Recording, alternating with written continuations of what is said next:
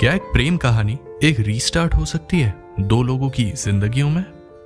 हमारी इस कहानी के दो किरदारों के साथ ऐसा ही कुछ हुआ। आज की कहानी के किरदार चेहरे पर झुर्रियां, बालों में सफेदी और जीवन का तजुर्बा लिए हुए हैं। जी हाँ, सही समझे। हमारी इस कहानी की पहली किरदार सुमन जी कुछ 45-50 साल की उम्र की हैं। काफी वक्त से अकेले जीवन बिता रही हैं।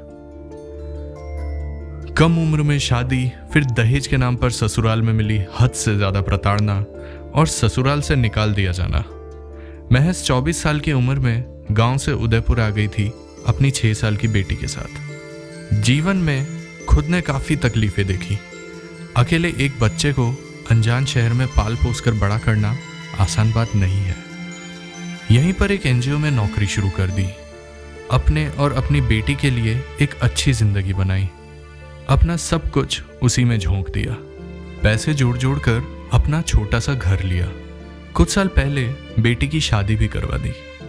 दामाद और बेटी अब विदेश में सेटल्ड हैं और सुमन जी का दिन एनजीओ में अपने जैसे महिलाओं का जीवन सुधारने में बीतता है। खुद ने जो कठोर दिन देखे, बच्चों तक उनकी परछाई तक न पहुंच सके, इसके लिए दिन रात खूब मेहनत करी।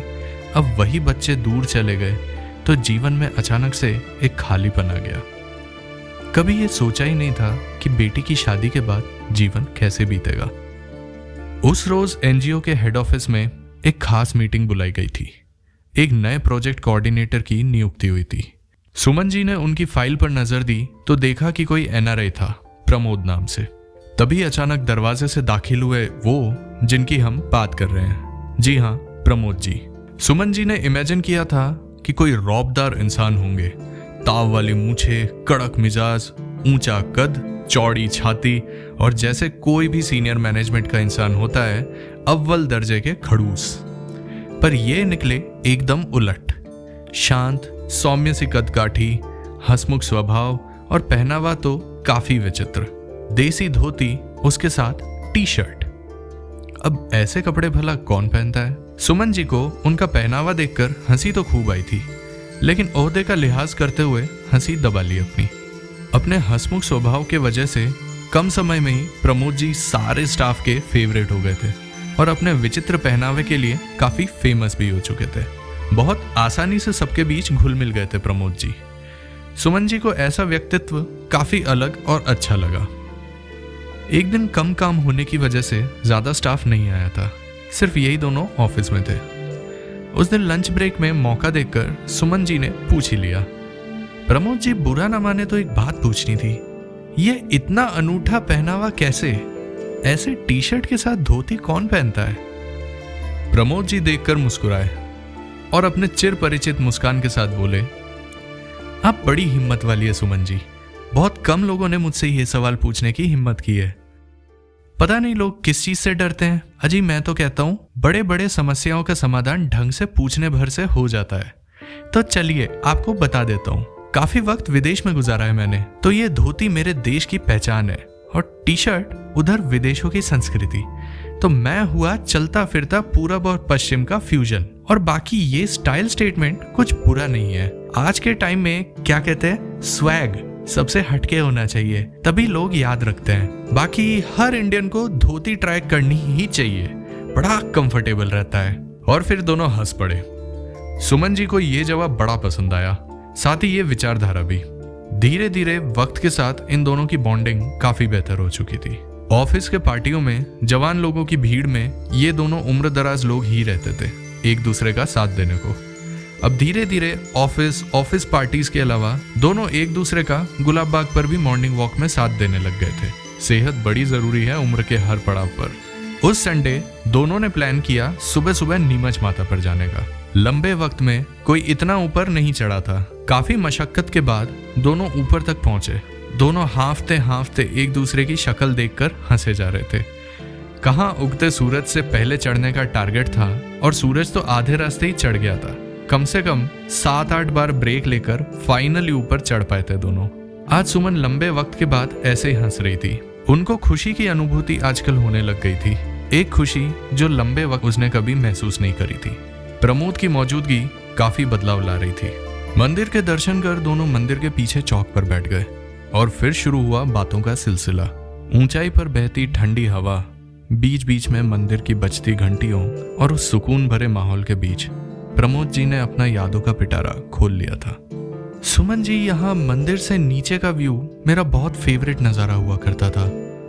आज लगभग 30 साल बाद इस जगह पर आया हूँ। इस मंदिर को तो क्या, इस शहर में ही एक लंबे अरसे के बाद आया हूँ। रीता के जाने के बाद ये सब मुझे काटने को दौड़ता था।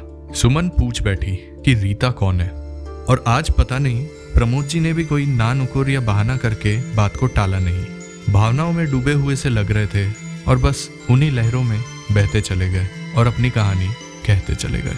रीता प्यार थी मेरा। कोई लव मैरिज तो नहीं होती थी उन दिनों, लेकिन माता पिता ने बहुत सही इंसान से शादी करवाई थी। शादी के बाद प्यार पनपा था हम दोनों में।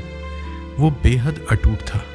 कुछ साल तक हमारी जिंदगी काफ़ी अच्छी बीती, लेकिन उसके बाद घर वालों के जोर देने पर, बच्चे की चाह में करवाए ढेर सारे टोने टोटके या फिर आलतू फालतू ट्रीटमेंट्स के साइड इफेक्ट्स थे शायद, कि रीता को बीमारियों ने घेर लिया और फिर एक रोज वो चल बसी। कभी खुद को इतना लाचार महसूस नहीं किया था मैंने उसके पहले।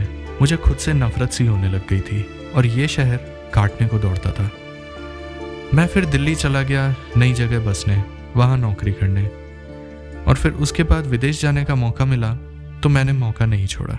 अपनी जिंदगी का एक बड़ा हिस्सा मैंने देश से बाहर ही गुजारा है। यादों में खो चुके प्रमोद का ध्यान टूटा जब उसने सुमन का हाथ अपने हाथ पर महसूस किया। उसे यूं ढांढस बांधते देखकर प्रमोद की आंखों से आंसू बह निकले। सुमन जी, इतने लंबे वक्त तक बाहर रहकर मुझे देश की याद सताने लगी थी। मुझे एक परिचित के जरिए जब न्योता मिला उदयपुर वापस आने का, मैंने मौका नहीं छोड़ा। ये नौकरी प्रोजेक्ट पूरी होने तक ही कर रहा हूँ। ये नौकरी बस एक बहाना है मुझे उदयपुर वापस लाने का, फिर रिटायरमेंट ले लूंगा। थक गया हूँ जिंदगी से भागकर। सच, बहुत सुकून है यहाँ, पर अकेलापन भी कुछ ज्यादा ही काटने को दौड़ता है। अब सभी लोगों को इस हंसमुख इंसान के पीछे का दर्द नहीं पता है। सुमन प्रमोद की कहानी सुनकर भाव विभोर हो उठी थी। भावनाएं जब शब्दों के जरिए बहने ही लगी थी, सुमन ने भी अपनी जिंदगी के बीते पन्नों को खोला प्रमोद के सामने। अपनी कहानियां बताते बताते सुमन ने भी महसूस किया कि कितनी अकेली थी वो खुद भी। बेटी के अलावा कभी खुद की खुशी के लिए कुछ सोचा ही नहीं था, पर प्रमोद के साथ एक सुकून था। सुबह आए थे, दोपहर हो चुकी थी। दोनों को एक दूसरे की दोस्ती में अब एक साथी मिल गया था जिससे अपने सारे दुख दर्द किस्से कहानियां शेयर कर सके। एक लंबा वक्त बीत गया था अब उस दिन को। दोनों काफी ज्यादा घुल मिल चुके थे। प्रमोद जी ने एनजीओ में साल भर प्रोजेक्ट पूरा होने के बाद अर्ली रिटायरमेंट ले लिया था। उदयपुर से थोड़ा दूर आउटस्कर्ट्स में उनके खेत थे, वहीं पर उन्होंने बाकी की जिंदगी बिताने का फैसला किया था, एक फार्म हाउस बसाकर। प्रमोद और सुमन डेली टच में रहते थे। टेक्नोलॉजी ने लोगों को आपस में जोड़ा ही था। सुमन की बेटी की शादी हो जाने के बाद और अलग टाइम जोन में सेटल हो जाने के बाद रेगुलर बातें करने के लिए एक साथी मिल गया था। उस दिन फिर से सुमन जी ने प्रमोद जी को कॉल लगाया था। वो दिन स्पेशल था। प्रमोद जी का 55वां जन्मदिन था। सुमन ने विश किया। शायद इसी कॉल की उम्मीद लगाए प्रमोद जी बैठे थे। अपने चिर परिचित हंसमुख स्वभाव में उन्होंने कॉल का जवाब दिया। बातों बातों में सुमन पूछ बैठी, प्रमोद जी, आपको मुझसे गिफ्ट में क्या चाहिए? प्रमोद जी एकदम से बोल पड़े, रीस्टार्ट। चौंक कर सुमन ने पूछा, क्या रीस्टार्ट? प्रमोद जी मुस्कुराकर बोल रहे थे, पर उनकी आवाज में आज एक गंभीरता भी थी। हाँ, रीस्टार्ट। आपने अपने ऑफिस में देखा ही होगा, दिन भर पीसी चालू रहता है, कई बार तो काफी दिनों तक लगातार चालू रहता है, फिर वो हैंग होना शुरू कर देता है। हम लोग कंप्यूटर पर बस लोड डालते चले जाते हैं। कंप्यूटर के लिए रोज की दुनियादारी कह सकते हो, लेकिन फिर बहुत ज्यादा लोड आ जाने पर कंप्यूटर को रीस्टार्ट करने की जरूरत पड़ती है। पुराने सारे सॉफ्टवेयर बंद करके एक नई शुरुआत। ऐसी ही शुरुआत मुझे भी चाहिए। जीवन रीस्टार्ट करना है आपके साथ। इतने बरस बस भागता ही रहा हूं मैं। अब आपके रूप में एक दोस्त से कहीं बढ़ के सहारा मिला है मुझे। देंगी मेरा साथ और इस रिश्ते को एक नया नाम? सुमन अवाक रह गई थी। सच ही कहा था प्रमोद जी ने। इतने बरस सुमन भी खुद से भाग ही रही हो जैसे। बेटी की परवरिश की खातिर खुद को भूल ही चुकी थी, और बेटी के ससुराल जाने के बाद जीवन में जो सूनापन आया था वो प्रमोद ने ही तो दूर किया था। सुमन को खुद को भी एक रीस्टार्ट की जरूरत थी। वो मुस्कुराई और हामी भर दी। लोग क्या सोचेंगे, जमाना क्या कहेगा, इन बातों से ये दोनों काफ़ी आगे आ चुके थे। इन दोनों ने काफ़ी दुनिया देख ली थी और अपने सभी फैसले बखूबी लिए थे। अब बस वो फैसले साथ में लेना चाहते थे, अपने जीवन की नई पारी खेलना चाहते थे, साथ में जीवन को एक साथ रीस्टार्ट करना चाहते थे। कुछ वक्त बाद दोनों ने विवाह कर लिया। दोनों की शादी में उनके इस एनजीओ परिवार ने खूब नाच गाना किया। सुमन की बेटी को फाइनली लाइफ में पहली बार कोई मिला जिसे वो पापा कहे, और सुमन और प्रमोद इन दोनों को फाइनली उनकी खुशियों ने ढूंढ निकाला था, इसी शहर उदयपुर में।